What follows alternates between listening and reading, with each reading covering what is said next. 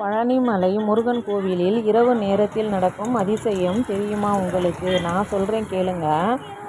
கோவிலின் கருவறையில் இருக்கும் முருகனின் சிலை நவபாசான சிலை என்று சொல்லப்படுகிறது.